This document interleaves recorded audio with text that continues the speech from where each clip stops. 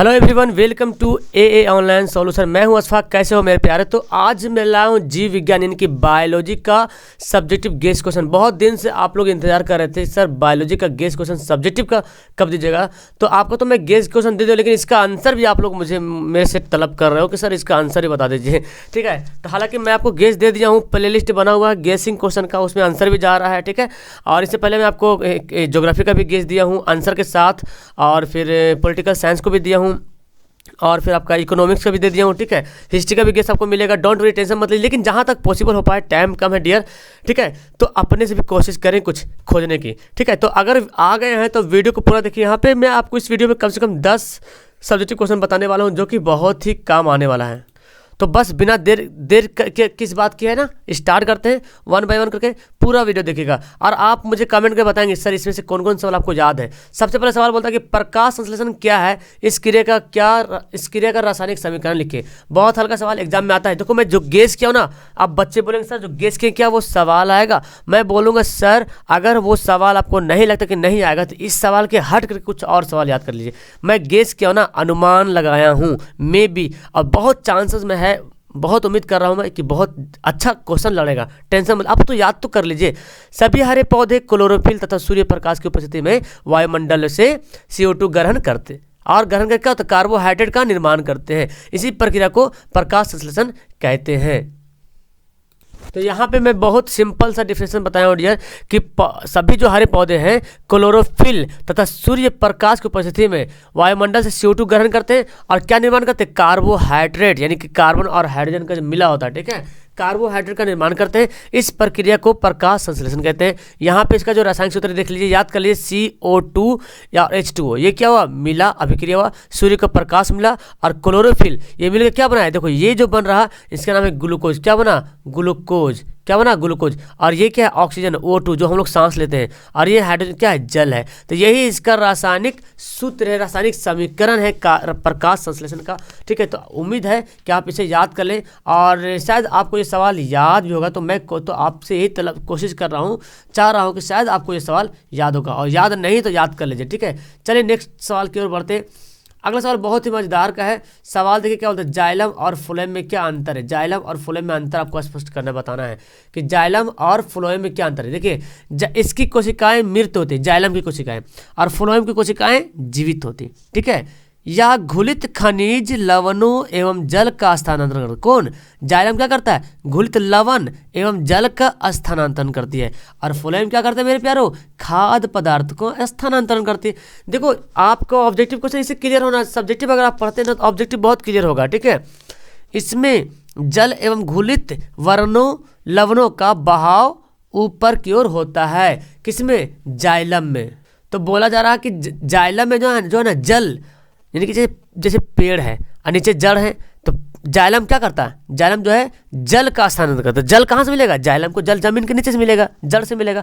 अब जल कहाँ पहुँचेगा, नीचे से ऊपर की ओर जाएगा। तो ये पूरा जल एवं घुलित लवणों का बहाव ऊपर की ओर होता है। ठीक है, लेकिन ऐसा नहीं होता है। ये फ्लोएम का होता है, इसका बहाव दोनों तरफ होता है। मतलब कि फ्लोएम का बहाव दोनों तरफ, ऊपर से नीचे भी होता है, नीचे से ऊपर होता है। जैसे मान लीजिए एक पेड़ है यहाँ पे, ठीक है, इधर भी डाली है, इधर भी डाली, इधर भी डाली, इधर भी डाली, इधर भी डाली। तो फ्लोएम का काम कहाँ पर होता है, खाना कहाँ पे बनता है, खाना बनता है पत्ती में, है ना। तो खाना बनता है पत्ती में, तो पत्ती में जब खाना बनेगा, रसोई घर हो तो क्या होता है, पत्ती होता है ना। जब पत्ती में खाना बनेगा तो इसका जो फ्लोएम है ये नीचे भी आएगा, चूंकि नीचे भी तो तना है, पूरा अंग को पहुंचाना है, और ऊपर भी जाएगा। तो इसलिए फ्लोएम में जो खाद्य पदार्थ होता है उसका बहाव दोनों तरफ होता है, लेकिन जाइलम में सिर्फ ऊपर होता है। फ्लोएम में ऊपर नीचे दोनों होता है। ये ऑब्जेक्टिव सवाल भी आता है। ठीक है, इसमें खाद्य पदार्थ का परिवहन एक ऊपर के नीचे नहीं हो सकती है। क्या बोला जा रहा है, इसमें खाद्य पदार्थों का जो परिवहन एक साथ ऊपर एवं नीचे नहीं हो सकती, मतलब एक साथ नहीं होगा ऊपर नीचे। इसमें जो जाइलम में खाद्य पदार्थों का परिवहन एक साथ ऊपर नीचे नहीं हो सकती, इसमें ऊपर नीचे दोनों से बहाव एक साथ हो सकता है। ठीक है। तो जाइलम में जो जल का जो बहाव होता है सिर्फ एक ही तरफ होता है, लेकिन दोनों ऊपर नीचे कभी हो ही नहीं सकता। तो चौथा नंबर तो ऑप्शन में देखा कोई फायदा नहीं दिख रहा। 3 सवाल लिखे, काफ़ी दिक्कत, काफ़ी हल हो जाएगा, ठीक है। चलिए समझ आ गया। तो जाइलम फ्लोएम का आपको याद भी होगा, नीचे कमेंट सब करना डियर कि इतने से कितना सवाल आपको याद था। समजात अंग बहुत ही इंपॉर्टेंट सवाल है कि समजात अंग से आप क्या समझते हैं। चलिए बताते हैं कि विभिन्न विभिन्न वातावरण में, मतलब अनेक अनेक वातावरण में रहने वाले जंतुओं के कुछ अंग ऐसे होते हैं जी जो संरचना के एवं उत्पत्ति के दृष्टिकोण से तो समान होता है ना। मतलब बना हुआ सेम, देखने में लगेगा पूरा सेम है, मतलब जैसा बना उसे बना लगेगा, लेकिन इसके कार्य के बारे में जब जानने की कोशिश करेंगे तो पता चलेगा कि इसका काम अलग अलग है। जैसे कि मेंढक, पक्षी, बिल्ली, मनुष्य अग्रपादों में पाए जाने वाले अस्थियों का अभाव, यानी कि मेंढक, पक्षी और बिल्ली, मनुष्य, इनका जो अग्रपाद जो होता है ना वो बना हुआ समान होता है, लेकिन काम अलग अलग होता है। जैसे एक और एग्जांपल ले ले, मनुष्य और कुत्ते का अग्रपाद। मनुष्य का हाथ, हमारा हाथ देखे, और कुत्ते का अग्रपाद दोनों सेम लगेगा। मेरे भी हाथ में 5 उंगली, हमारे भी हाथ में 5 उंगली है, और कुत्ते के जो पैर है ना उसमें भी 5 उंगली मिलेगा आपको। लेकिन हमारा हाथ है खाने के लिए, कुछ काम करने के लिए, और कुत्ते का जो अग्रपाद है वो क्या करने के, वो चलने के लिए होता है, ठीक है। तो बना हुआ सेम है, लेकिन वही बोला गया विभिन्न विभिन्न वातावरण में रहने वाले जीव जंतुओं के कुछ अंग तो ऐसे होते हैं जो संरचना एवं उत्पत्ति के दृष्टिकोण से तो समान होते हैं। मतलब बना होता है एक, संरचना एक ही होता है, लेकिन उनके कार्य अलग अलग होते हैं, और इस प्रकार के अंग को क्या बोलेंगे, समजात अंग कहेंगे। तो अब मौका नहीं मिलेगा, दोबारा याद कर लो मेरे प्यारो। आहार श्रृंखला क्या है, देखिए आहार श्रृंखला, श्रृंखला का मतलब पता होगा चैन सिस्टम, मतलब चैन बना हुआ। जैसे बोलते हैं ना, मेरे दादा पहले परदादा थे, फिर दादा आए, फिर बाप बना, फिर तुम बने, फिर तुम्हारा बेटा बनेगा, फिर तुम्हारा बेटा का बेटा बनेगा। तो इस तरह से खानदान दर खानदान चलते रहता है, वो श्रृंखला हुआ, मतलब एक चैन सिस्टम हुआ। एक पारिस्थितिक तंत्र में ऊर्जा का पथीय प्रवाह, मतलब पथ समझ रहे हैं, एक लाइन होता है, पथ एक रास्ता बना होता है, उसमें स्थित श्रृंखलाबद्ध तरीके से जुड़े जीवों के द्वारा होता है। और ये जो पथ जो होता है ना, कैसे होता है, श्रृंखलाबद्ध जीवों के द्वारा होता है। जीवों की इसी श्रृंखला को आहार श्रृंखला होता है। तब यहाँ पे आहार आ गया, आहार का मतलब भोजन के रिलेटेड, वो भोजन। तो आहार श्रृंखला मतलब भोजन का श्रृंखला, भोजन करने का श्रृंखला। तो जो पारिस्थितिकी तंत्र में, यानी कि जो इकोलॉजी में, जो पारिस्थितिक तंत्र में जो जीव जंतु रह रहे हैं, उनका जो ऊर्जा प्राप्त करने का जो तरीका है वो एक पथीय प्रवाह, क्या पथीय, एक रास्ता टाइप का बना हुआ। मतलब हम गए इस रास्ते से तो मेरा शिकार कोई और कर लेगा, इसका शिकार कोई और कर लेगा, इसका शिकार कोई और कर लेगा, इसका शिकार कोई और कर लेगा, इसका शिकार कोई और। तो मतलब एक दूसरे पे सब एक आपस में एक दूसरे पे जीवित है, जुड़े हुए हैं। तो एक श्रृंखलाबद्ध तरीके से, मतलब हमारा शिकार ये करेगा, इसका शिकार फिर वो करेगा, फिर उसका शिकार वो करेगा। तो इसी श्रृंखला को क्या बोलेंगे, आहार श्रृंखला। मतलब खाने की इसी श्रृंखला को आहार श्रृंखला कहते हैं। समझ में आ रहा। मतलब पारिस्थितिक तंत्र में ऊर्जा पथीय प्रवाह में जो स्थित श्रृंखलाबद्ध तरीके से, एक लाइन से, श्रृंखलाबद्ध तरीके से एक लाइन से जो जीवों के द्वारा होता है, उन जीवों के द्वारा जो श्रृंखला बनता है उसको बोलते हैं आहार श्रृंखला। जैसे घास, अब घास है, देखिए घास हो गया, घास को कौन खाएगा, ग्रास होपर, जिसको फटिंगा बोलते हैं बोलचाल की भाषा में। घास को कौन खाएगा, ये खाएगा। और ग्रास होपर को कौन खाएगा, मेंढक खाएगा। और मेंढक को कौन खाएगा, सर्प खाएगा। और सांप को कौन खाएगा, गीद खाएगा। और गीद को कौन खाएगा, एक स्थलीय। तो गीद को भी कोई खाए या ना खाए, चाहे जो भी हो, लेकिन क्या बना, एक बना कि नहीं, एक आहार श्रृंखला बन गया। गीद घास को नहीं खाएगा, गीद घास नहीं खाएगा, लेकिन घास को खाएगा ग्रास होपर। तो घास को ग्रास होपर खाएगा, और ग्रास होपर को कौन खाएगा, मेंढक खाएगा। और मेंढक को सर्प खा लेगा, सर्प को गीद खाएगा। इसी तरह से और भी एग्जांपल ले ले, जैसे कि घास है, घास को कौन खाया, बकरी खाया। बकरी को कौन खाएगा, शेर खाएगा। ठीक है, इस तरह से और एग्जाम्पल बहुत सारा होता है कि गाय है, ये घास है, घास को बकरी खाया, बकरी को मानव भी खा रहा। तो एक श्रृंखला बना हुआ है, एक श्रृंखला बना, एक चैन सिस्टम बना हुआ है। हम घास नहीं खाएंगे, लेकिन हम खाएंगे बकरी, तो बकरी तो जरूर घास खाएगी। तो एक श्रृंखला, खाने का एक श्रृंखला बना हुआ, भोजन करने का एक श्रृंखला बना हुआ है, इसको बोलेंगे आहार श्रृंखला। समझ में आ रहा बहुत अच्छे तरीके से। आगे बढ़ते हैं, जल संरक्षण। तो बहुत ईजी सवाल है, जल का संरक्षण, जल का बचाव कैसे करेंगे। तो उपाय है बहुत सारे, आप तो बहुत सारे उपाय आपके माइंड में आ जाएगा। तो एक तरतीब से लिखने का मतलब क्या, जल का उपाय सीमित आवश्यक के साथ होना, मतलब जितना जरूरी है ना पानी का उतना ही इस्तेमाल करेंगे, ज़्यादा इस्तेमाल नहीं करना है। ठीक है, जल को कभी भी बर्बाद नहीं होना देना है। मतलब कि ऐसे देखते हैं सरकारी नल होता है, खुला रहता है टंकी, और बहुत से घर में टंकी भर गया, पानी भस रहा, कोई चिल्ला नहीं, माँ बाप कोई नहीं इसका है, चिल्ला रहा, तो पता चला ओ भाई इतना पानी बर्बाद हो गया। रास्ता में देखेंगे, रास्ता में नल लगा हुआ है, नल में पता है नल तो लगा दिया सरकार, लेकिन नल में जो टाइट करने वाला वो नहीं लगा हुआ है। अब पानी का जब टाइमिंग आता तो नल से पानी बहता था, मतलब एक बेगैरत की तरह पानी बहस रहा। यार अगर आपके नज़र में ऐसा नल दिखे तो प्लीज़ प्लीज़ प्लीज़ आप ना 20-30 रुपये लगा कर एक नल वाला ले लेना, जो टाइट करने वाला, जिससे नल खोलने वाला होता है ना। नल एक तो नल होता है पानी निकलने, एक तो नल बोलता है, उसको भी बोलता है जो नल टेपी लगा होता है ऐसे, है ना। तो ये पानी गिरना जो कसते हैं उसको तो लगा देना, नहीं तो मेरे से पैसा ले लेना, ठीक है। जल वर्षा का कुआं या तालाब में संचित करना, मतलब जल जो जो वर्षा जो बारिश का जल होता है उसको क्या करना, तालाब बना करके जमा कर लें कुआं में, ताकि वो जल का उपयोग हम किसी और चीज़ में कर सकते हैं। इसके अलावा और भी जल संरक्षण हम कर सकते हैं जी, कि नदियों में जो कीचड़ बहाते हैं, जो जो कल कारखानों से जो कीचड़ निकलता है नदियों में, उसको रोका जाए, है ना। क्योंकि जल का संरक्षण होगा तो हमारे लिए भी खतरा है, और जो जीव जंतु जो जल में रहते हैं उसके लिए भी खतरा है। तो जल का बचाव तो बहुत तेजी तरीका है ना, आराम से आप लिख दीजिएगा। रक्त के 2 कार्य बताइए। रक्त का क्या, अगर आ जाएगा रक्त क्या है तो रक्त के बारे में बताना है, उसके 2 कार्य। रक्त प्रवाह के होने के कारण शरीर के सभी ऊतकों का संयोजन होता है, यानी कि रक्त का पहला काम कि जो रक्त प्रवाह होता है ना, रक्त जो बॉडी प्रवाह होता है उसी के कारण जो है ना, जो शरीर में जो सभी ऊतक है, जो ऊतक कोशिका से मिलके बना है, और वही ऊतक जो है हमारे ऊतक मिल के हमारा आँख बना, हाथ बना, नाक बना, तो उस ऊतक का संयोजन करता है कौन, रक्त करता। रक्त, अगर रक्त नहीं जाएगा तो ऊतक का संयोजन नहीं हो पाएगा, ठीक है, ये बात याद रखें। अभी बोलता है रक्त के उपस्थित, रक्त में जो उपस्थित हीमोग्लोबिन है वो क्या करता है, ऑक्सीजन से संयोग करता है, यानी कि जब जो हमारा रक्त है ना उसमें हीमोग्लोबिन उपस्थित है, तो जैसे हम सांस लेते हैं ऑक्सीजन तो उससे क्या करता है, संयोग करता है, और ऑक्सी हीमोग्लोबिन क्या बनता है, ऑक्सी हीमोग्लोबिन बनता है, और इसके कारण क्या होता है, शरीर को ऊर्जा प्राप्त होती है। तो एक तो कारण ये भी हो गया, ठीक है। तो याद रहा कितना अच्छा कारण है कि रक्त, तो सबसे पहले रक्त जो प्रवाह होता है हमारे शरीर में, इससे ऊतकों का संयोजन होता है, पहला काम है ऊतकों का संयोजन होना रक्त के कारण। दूसरा कारण यह है, दूसरा काम उसका यह है कि ऑक्सीजन से संयोग होता है, मतलब रक्त में जो हीमोग्लोबिन है वो ऑक्सीजन से संयोग करता है, मिलता है, और ऑक्सी हीमोग्लोबिन बनाता है, और वही ऑक्सी हीमोग्लोबिन हमारी बॉडी में जाता है, जहाँ पे ऊर्जा की आवश्यकता है वहाँ तक जाता है। आपके बॉडी में जहाँ जहाँ अंग, जो जो अंग काम कर रहा, मतलब वहाँ पे ऑक्सीजन पहुँच रहा, अगर ऑक्सीजन नहीं पहुँचेगा तो काम करना बंद कर देगा, इतनी बात आप याद रखें, ठीक है। तो ये है रक्त का कार्य।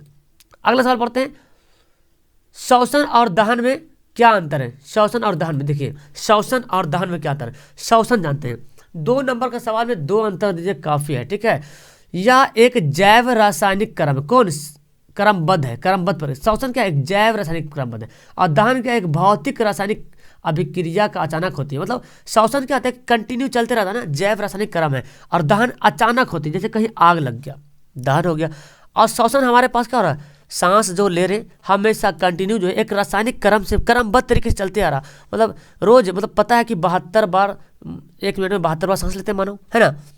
तो 72 बार, सॉरी 1 मिनट में 1 मिनट 16 से 17 बार सांस लेते हैं, या 17 से 18 बार, 72 बार तो दिल धड़कता है, तो 17 से 18 बार सांस लेते हैं। तो ये क्रम चलते रहता है, अगर आप रोक दीजिए 1 मिनट सांस तो आप जिंदा भी नहीं बचिएगा, ठीक है। लेकिन दहन क्या होता है, दहन ऐसा नहीं होता, दहन एकदम अचानक होता है, आग लग गया दहन हो गया।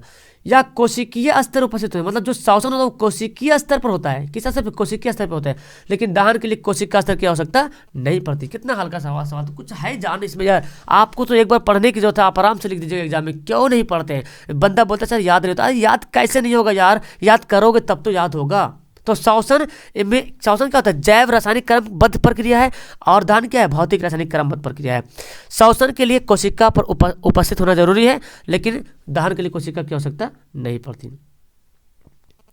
आगे सवाल पढ़ते हैं, उत्सर्जन की परिभाषा दे। उत्सर्जन की परिभाषा दे, और उत्सर्जित पदार्थ क्या कहते हैं। उत्सर्जन किसको बोलते हैं, किसी सजीव के शरीर के अंदर उपस्थित जो अनावश्यक पदार्थ, जो बेकार पदार्थ, यानी कि सजीव, कोई भी सजीव हो उसके शरीर के अंदर जो बेकार का पदार्थ है, उस पदार्थ को शरीर के विभिन्न अंगों द्वारा, चाहे क्या हो, मूत्र मार्ग हो या तो चमड़ा हो, कुछ भी हो ना, इसके द्वारा निकलता है, उसको क्या बोले, उस क्रिया को। तो उत्सर्जन एक क्रिया है, क्या है, उत्सर्जन एक क्रिया है।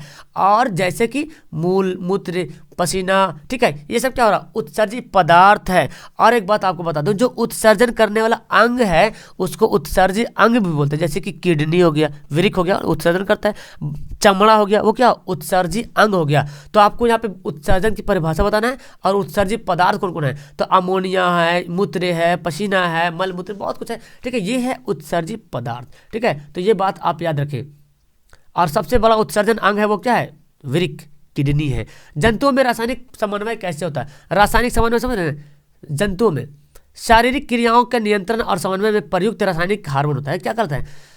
जो शारीरिक जो क्रियाएं होती है, शरीर के अंदर जो क्रियाएं चल रही है जब से पैदा हुए तब से तक, जब से पैदा से लेकर मौत तक, पैदाइश से लेकर मौत तक जो भी क्रियाएं चलेगी, रासायनिक क्रियाओं का नियंत्रण और समन्वय किसके द्वारा होता है? रासायनिक हार्मोन के द्वारा होता है ना, केमिकल हार्मोन के द्वारा होता है। अतः जो अंतःस्रावी ग्रंथों द्वारा स्रावित होता है ना, किसे? अब देखो याद रखो, हार्मोन किससे स्रावित होता है? अंतःस्रावी ग्रंथ। सवाल बनता है ऑब्जेक्टिव में कि अंतःस्रावी ग्रंथियों से क्या स्रावित होता है? हार्मोन या एंजाइम। तो आप याद रखें कि अंतःस्रावी ग्रंथियों से किसका स्राव होता है? हार्मोन का स्राव होता है। यही बोला ना, जो अंतःस्रावी ग्रंथियों से स्राव होता है।